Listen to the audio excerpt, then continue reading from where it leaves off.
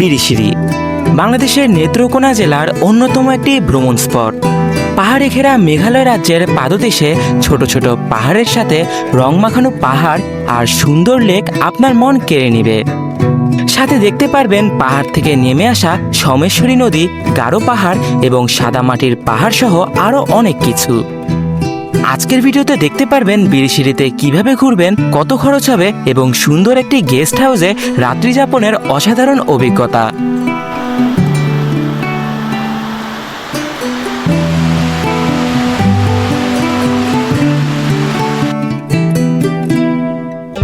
ঢাকার মহাখালী থেকে রাত 9:30 থেকে 10:30টার মধ্যে বিরিশিরির উদ্দেশ্যে বাস ছেড়ে যায়, যার টিকিট মূল্য 450 থেকে 550 টাকা। এছাড়া বিরিশিরি যাওয়ার বাস না পেলে খুব সহজে 200 টাকায় চলে যেতে পারবেন ময়মনসিংহ। সেখান থেকে জনপ্রতি 150 টাকা দিয়ে সিএনজিতে চলে যেতে পারবেন বিরিশিরি।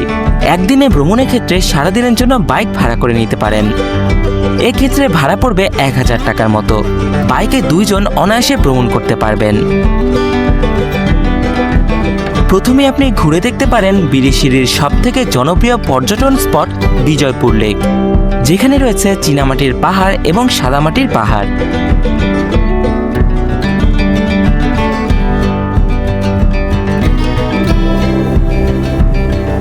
ভিউয়ার্স, আমরা বিজয়পুর লেক যাওয়ার সময় দুর্গাপুরে যখন আসলাম তখন এখানে একটা নদী আছে সামনে, এটা হলো সোমেশ্বরী নদী। তো এই নদীটা আমাদের পার হতে হবে। তো যখন বর্ষাকাল থাকে না তখন কিন্তু এই নদী পায়ে হেঁটে পার হওয়া যায়, জাস্ট প্যান্টটা উঁচু করে জুতা হাতে নিয়ে। বাট এখন যেহেতু পানি আছে, বর্ষাকাল চলে এসেছে এবং ভালো পানি, তো এখন নৌকা আসবে। তো নৌকায় করে বাইক সহ আমরা উঠে চলে যাব। ভাই, এই নদী থেকে কি তুলে ওদিকে? কয়লা, মানে এখানে নিচের থেকে কি কয়লা ওঠে? কয়লা আপনাদের বর্ষাকালে বুঝছেন, ইন্ডিয়া থেকে আপনি ডল দেন ভাই। মানে ইন্ডিয়া থেকে আসে? জি ভাই, আমাদের বালু তোলা পরে চাইলে ফেলে তুলতেছে। ও, তো এটাই হলো মূলত সোমেশ্বরী নদী। আর দেখতে পাচ্ছেন পানি কিন্তু স্রোত ওখান থেকে এখানে আসছে। মূলত ওইদিকে যে মেঘালয়ের পাহাড়গুলো আছে সেখানে যে ঝর্ণাগুলো আছে, বৃষ্টির কারণে ওই ঝর্ণার পানি সব এদিক দিয়ে বাংলাদেশে প্রবেশ করছে। আর এখানে দেখতে পাচ্ছেন ওখানে কিছু একটা তুলছে, ওটা হলো মেনলি কয়লা তুলছে। তো সরকারিভাবে এটা কিন্তু এখন নিষিদ্ধ কয়লা তোলা, যেহেতু ঘাট বন্ধ। বাট এটা অবৈধভাবেই বলা যায় এখান থেকে এখন কয়লা তুলছে। আর মূলত এই কয়লাগুলো হলো ইন্ডিয়া থেকে আসে, এই মেঘালয়ের ওখান থেকে।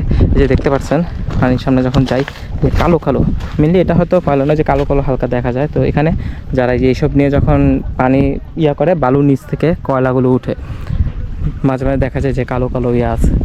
তো ভিউয়ার্স, ওই পার থেকে কিন্তু ট্রলার চলে আসছে।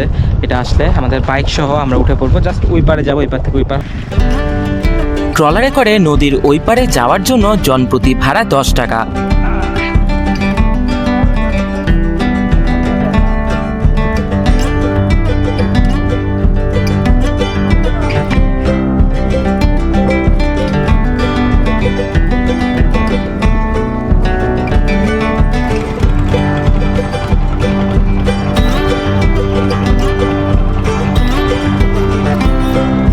মাত্র 1 থেকে 2 মিনিটে চলে যেতে পারবেন সোমেশ্বরী নদীর ওপারে।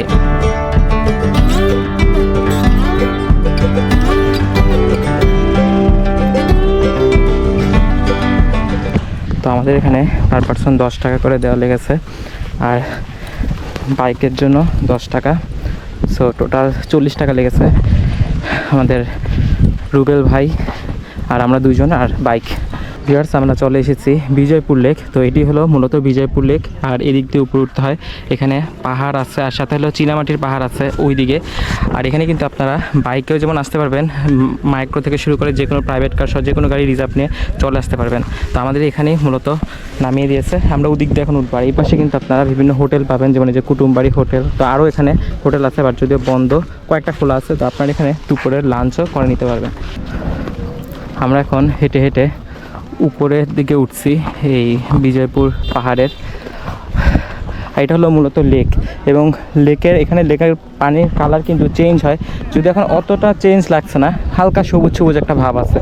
এবং এটা কিন্তু অনেকটাই সবুজ বা নীল টাইপ একটা কালার হয়, যেহেতু আজকে বৃষ্টি হয়েছে, বৃষ্টির কারণে মেনলি একটু কালারটা হয়ে গেছে, খোলা হয়ে গেছে। আর ওঠার সময় এখানে যে ফুল গাছ, বিভিন্ন রকম ফুল আছে, বিভিন্ন রকম গাছ আছে। আর এখানে ট্রাই করবেন যতটা সকালে আসা যায়, কারণ এখানে কিন্তু প্রচুর গরম থাকে। তা আমরা এসেছি এখন প্রায় 10টা বাজে, তাও মোটামুটি গরম আছে। তারপর আজকে ওয়েদারটা ভালো, নর্মালি আর নাহলে এই টাইমে আসলেও প্রচুর গরম থাকে। তো আমরা এখন উপরের দিকে উঠছি, আর নিচে দেখতে পাচ্ছেন ওখান থেকে হেঁটে হেঁটে উপরে উঠেছি। আরও উপরে উঠতে হবে।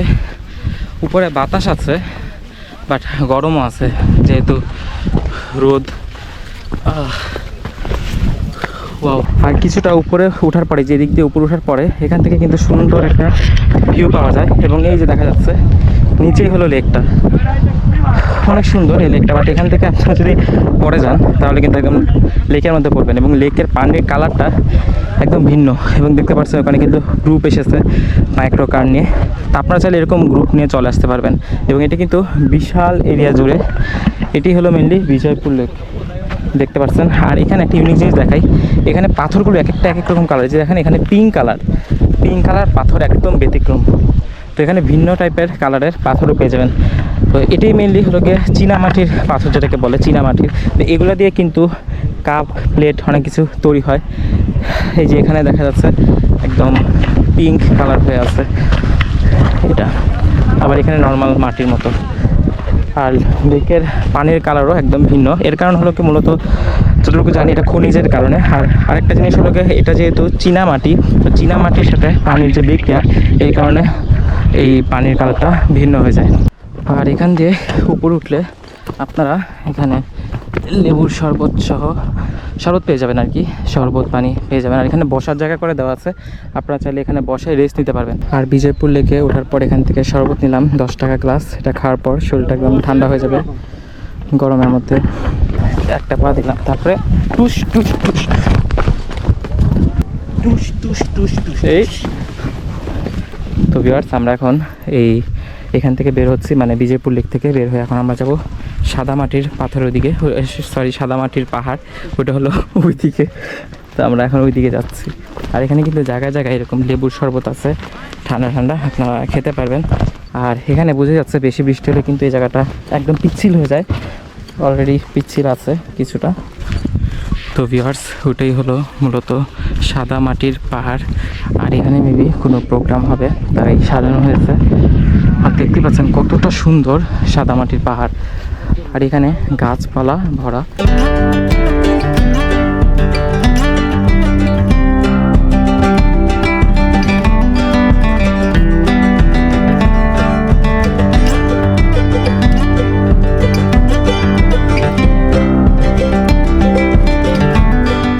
তো ভিউয়ার্স, আমরা এখন চলে যাচ্ছি এই সাদামাটির পাহাড় থেকে। আর পাশেই ছিল হলো বিজয়পুর লেক, সেটা ঘুরে সাদামাটির পাহাড় ঘুরলাম। আর অবশ্যই আপনারা এখানে আসবেন, অনেক সুন্দর ভিউ এবং প্রচুর বাতাস দেখতেই পাচ্ছেন, চারপাশে গাছপালা।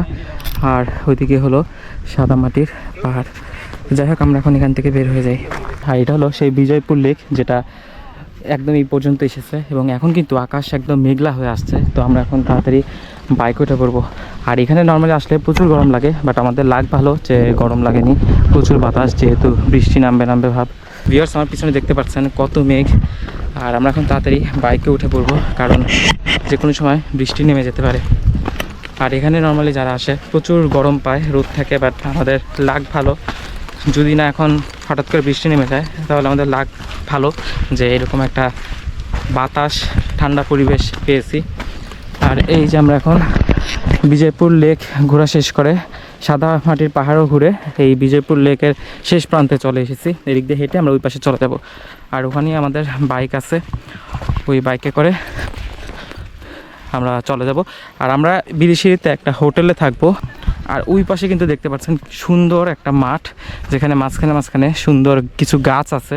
তো এখানে কিন্তু আপনারা চাইলে রোদ না থাকলে রেস্ট নিতে পারবেন, প্লাস ছবিও তুলতে পারবেন। আর লেকের পানি দেখতেই পাচ্ছেন কতটা স্বচ্ছ। বিজয়পুর লেক এবং সাদামাটির পাহাড় ঘুরে দেখে আসার পর এখানে এত সুন্দর একটা মাঠ, এমনি ওয়েদার হলো কি দেখতে পাচ্ছেন পিছনে কালো মেঘ, যে কোনো সময় বৃষ্টি নামবে। তার মাঝখানে এখানে সুন্দর একটা মাঠ, যদিও আলো এখানে, এই জন্য মুখটা কালো দেখাচ্ছে। আর এই পাশে মাঝখানে সুন্দর সুন্দর কিছু গাছ। তো রোদ না থাকলে আপনারা কিন্তু এই মাঠের মধ্যে শুয়ে গড়াগড়ি খেতে পারেন। ঘোরাঘুরি শেষে মেঘলা আকাশের নিচে চলতে থাকি। কিছুক্ষণ পর চলে আসি সুন্দর একটা রাস্তায়, যেখানে চারপাশে ছিল সারি সারি গাছ। এখানে রয়েছে একটা বাঁশের ব্রিজ, যেটা পার হতে দিতে হয় 10 টাকা। এই ব্রিজে লাগানো বিভিন্ন কালারের কাপড় দেখে নেপালের কথা মনে পড়ে গেল। কিছুক্ষণ পর চলে আসি আমাদের বিরিশিরির গেস্ট হাউসে। বিরিশিরিতে সাধারণ মানের হোটেল থাকলেও খ্রিস্টানদের গেস্ট হাউসগুলোতে থাকলে পাবেন আলাদা অভিজ্ঞতা। ভিউয়ার্স, আমরা বিরিশিরি আসার পর মূলত এই হোটেলটা নিয়েছি রাতে থাকার জন্য। এটা হলো YMCA গেস্ট হাউস, আর এটা হলো একটা ডাবল রুম, মানে দুজন শুইতে পারবে, 2টা খাট, এখানে একজন শুইবে, এখানে একজন শুইবে। আর রুমটা মোটামুটি ছোটো, বা ছোটোর মধ্যে সুন্দর। এখানে একটা হ্যাঙ্গার আছে, আপনারা কাপড় চোপড় রাখতে পারবেন। এখানে একটা জানালাও আছে, আর এখানে লাইট, ফ্যান এবং এসিও আছে। আর এসি রুম যদি আপনারা নেন তাহলে 1300 টাকা ভাড়া পড়বে, আর যদি নন এসি নেন তাহলে 770 টাকা ভাড়া পড়বে। আর এখানে চার্জ দেওয়ার জায়গা আছে। আর যদি সামনের দিকে, এখানে কিন্তু 2টা খাটের মধ্যেই এখানে ল্যাব দেওয়া আছে, যদিও গরমের সময় ল্যাব লাগবে না। আর এখানেও একটা ছোট জানালা আছে, আর এখানে একটা টেবিল, আর এখানে আয়না আছে, যদি দরকার পড়ে ব্যবহার করতে পারবেন। আর এটা সবথেকে ইম্পর্টেন্ট, যেটা হলো বাথরুম। বাথরুম হলো হাই কমোড, এখানে বেসিং, আয়না সব কিছু আছে। তো দাম অনুযায়ী বিরিশিরির মতো জায়গায় মোটামুটি ভালো একটা হোটেল। আর সবথেকে সুন্দর যে ব্যাপারটা, সেটা হলো রুম থেকে যদি বের হই তাহলে সুন্দর একটা ভিউ, মানে নর্মাল হোটেল যেটা হয় শুধু একটা বিল্ডিং থাকে, বাট এটা কিন্তু এরকম না।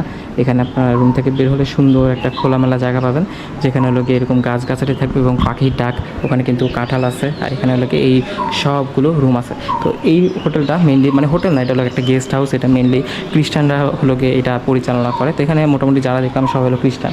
তো এখানে ভাড়াও কম এবং পরিবেশটাও অনেক সুন্দর। তো আপনারা চাইলে বিরিশিরিতে আসলে বা নেত্রকোনা আসলে এখানে থাকতে পারবেন। তো এই হলো মূলত আমাদের বিরিশিরির হোটেল মানে গেস্ট হাউস আর কি। দেখতে পাচ্ছেন অসাধারণ, এবং সামনে একদম খোলামেলা পরিবেশ। আর এখানে কিন্তু প্রচুর গাছপালা আছে, বিশেষ করে এই জায়গাটা যদি দেখাই, প্রচুর গাছপালা এবং ওখানে বাঁশঝাড় আছে, আর বিভিন্ন ফুল গাছ আছে, আর ওদিকে কিন্তু কাঁঠাল গাছও আছে, এবং ওখানে বসার জায়গা আছে, আপনারা বসতে পারবেন। একদম সুন্দর একটা এনভায়রনমেন্ট। আর এটা হলো মূলত 3 তলা, মানে 2 তলা, উপরে হলো ছাদ, আমরা আছি 2য় তলায়। আর এখন কিন্তু কোনো মানুষ নেই, কোনো মানুষ আর কি এই গেস্ট হাউসে উঠেনি। নিচের তলায় কিছু রুম আছে, সেখানেও মানুষ নেই। আর এখানে সবথেকে সুন্দর দিক হলো এরকম একটা বারান্দার মতো আছে এবং চেয়ার আছে, আপনারা বসে এই ভিউটা উপভোগ করতে পারবেন। আর প্রত্যেকটা রুমের সামনে ঝুড়ি আছে, যদি ময়লা টলা থাকে সব ঝুড়িতে ফেলবেন, যেখানে সেখানে না ফেলে। তো আমরা এখন একটু নিচের দিকে যাব, আর ওই দিকটা আপনাদের ঘুরে দেখাবো। তো ভিউয়ার্স, মূলত আমরা এই গেস্ট হাউসে আজকে আছি। তো এটা কিন্তু অসাধারণ। এখানে রুম মোটামুটি ভালো হলেও, বাট এখানে যে ভিউটা অসাধারণ। বাইরে বিশেষ করে এখানে বাগান টাইপের আছে, কাঁঠাল গাছ প্রচুর, ওখানে বাস্কেটবল খেলার জায়গা থেকে শুরু করে, এবং এখানে কিন্তু পার্কিংয়ের জায়গা আছে, সাইকেল, বাইক, গাড়ি যে কোনো কিছু রাখা যায়। আর এই হলো এখানে থাকার জায়গা, 2 তলা বিল্ডিং। রুম বেশি একটা, মানে জায়গা অনুযায়ী মোটামুটি, বেশি ভালো না, বেশি খারাপও না, বাট এখানের ভিউটা কিন্তু অনেক সুন্দর। বিরিশিরিতে দুপুরে খাওয়ার জন্য 2 থেকে 3টার বেশি হোটেল নেই, এবং খাবারের দামও অনেক কম।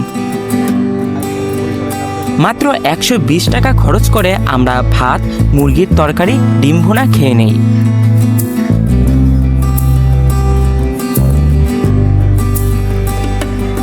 ভিউয়ার্স, আমরা বিরিশিরিতে আসার পর এমন একটা হোটেলে উঠেছি, আসলে এটা হোটেল না, এটা হলো একটা গেস্ট হাউস। এটা হলো খ্রিস্টানদের মেনলি। এমন একটা জায়গায় এসেছি, একদম ব্যতিক্রম এবং অসাধারণ, এবং সাথে ভয় লাগার মতো, একটু ভৌতিক। আমরা যে রুমের মধ্যে আছি এটা হলো মেনলি আমাদের রুম, এই যে গেট খোলা। আর এখানে একটু পুরান বিল্ডিং এবং কোনো মানুষ নেই, একদম খালি। আর সামনে দেখতে পাচ্ছেন প্রচুর গাছপালা এবং বৃষ্টি পড়ছে। এবং মজার ব্যাপার হলো এখানে একটা তেঁতুল গাছ আছে মাঝখানে, আর এদিকে একদম গাছপালা ভরা এবং প্রচুর বৃষ্টি হচ্ছে। আর এখানে বাঁশঝাড়, মানে পিছনে বলা যায় একদম জঙ্গল। আর আমাদের রুমটা হলো গিয়ে একদম ঠিক এখানে, মানে আমাদের রুমের পিছনেই হলো গিয়ে বাঁশঝাড়। তো অসাধারণ একটা ফিলিংস। আর এখানে রাত হলে কেমন লাগবে আসলে আমি জানি না, মানে ভয় লাগার মতোই, বাট এটা একদম ইউনিক একটা জায়গা, মজা পাওয়ার মতো। আর আশেপাশেও কিন্তু একদমই মানুষ নেই, এখান থেকে বের হলে সামনে কিন্তু একদম খালি, মানে মেন রোড বা ইয়া কিন্তু একদম আরও দূরে। বৃষ্টি শেষে বের হই বিরিশিরি এলাকা এক্সপ্লোর করার জন্য। এলাকাটা একদম নীরব, শুনশান। এই এরিয়ার আশেপাশে সবাই খ্রিস্টান। কিছু দূর সামনে গিয়ে দেখি খ্রিস্টানদের কবর। আর আশেপাশে এখানে অনেকেই শূকর লালন পালন করে। এই এরিয়াতে আসার পর একদম ভিন্ন রকম অভিজ্ঞতা হচ্ছিল।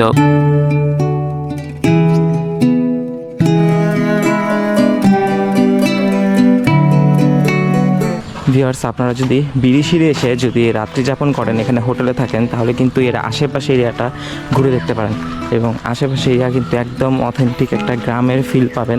দেখতে পাচ্ছেন গাছপালা এবং একদম নীরব একটা পরিবেশ। তো আমরা যারা ঘুরতে আসি সাধারণত ঘুরে টুরে ধুমধাম চলে যাই, বাট আপনারা যদি রাতে থাকেন তাহলে কিন্তু এরকম একটা পরিবেশে হাঁটতে পারবেন। আর আমরা এখন যাচ্ছি মূলত একটা নদীর পাড়ে, আর এখন সূর্য অস্ত যাচ্ছে, দেখি কি দেখা যায়। তো আমরা এখন প্রায় সন্ধ্যা হয়ে যাচ্ছে, সূর্য ডুবে যাচ্ছে। এখন আমরা আসলাম নদীর পাড়ে, আর ওই জায়গাটার নাম হলো সম্ভবত শাখায়েত পাড়, গুগল ম্যাপে আর কি দেখলাম। আর এই নদীটা পানি কিন্তু একদম নর্মালভাবে আছে, মানে একদম শান্ত, তেমন পানিও নেই, খুব কম পানি এবং সূর্য ডুবে যাচ্ছে। আর পিছনের দিকে এখানে হলো গাছপালা। আমরা মূলত ওখান থেকে হেঁটে হেঁটে এই পর্যন্ত আসলাম।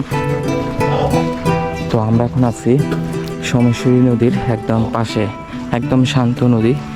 আসলে নদীর পানি এসেছে একদম ওইখান থেকে, ওখানে হলো ভারতের মেঘালয়ের যে ঝর্ণা সেখান থেকে। তো ওই দিকটা কিন্তু হালকা স্রোত আছে, বাট এদিকে একদম শান্ত, তেমন কিছুই নেই। বিরিশিরিতে একটা মিষ্টির দোকান পাবেন, যেখানে রয়েছে জিলাপি, গজা সহ আরো অনেক মিষ্টি। চাইলে এখান থেকে টেস্ট করতে পারেন। বিরিশিরির গেস্ট হাউসে রাতের অভিজ্ঞতা ছিল ভিন্ন রকম। প্রচুর ঝড় হওয়াতে একটু পর পর বিদ্যুৎ চলে যাচ্ছিল এবং কিছুটা ভয় ভয় অনুভূতি হচ্ছিল।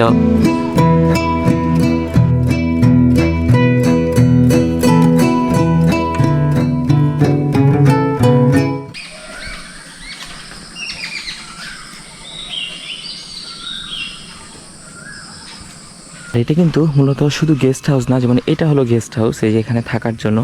আর এই পাশে গাছগাছালি এবং এখানে বিভিন্ন প্রোগ্রাম করা হয়। প্রোগ্রাম করলে যেখানে আরও রুম আছে, মেবি এখানে অন্য অন্য আরও কাজ হয়।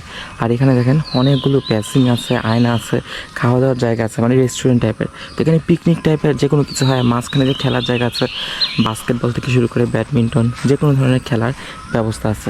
আর এখানে আপনারা ফুটবল, ক্রিকেট যে কোনো কিছু খেলতে পারবেন, মানে সুন্দর একটা পরিবেশ। আর এই জায়গায় দেখেন কত আম, ছোট ছোট আম, মানে বড় হবে কিছুদিনের মধ্যে। এই যে আমগুলো কি সুন্দর সুন্দর, বৃষ্টি পড়েছিল তো তো এই জন্য পানি লেগে আছে, অনেক সুন্দর সুন্দর আম। এবং এখানে ফুল গাছ আছে সুন্দর, এই যে কি ফুল ঠিক জানি না, একদম পানি লেগে আছে। এই যে কত আম, এখানে অনেক আম।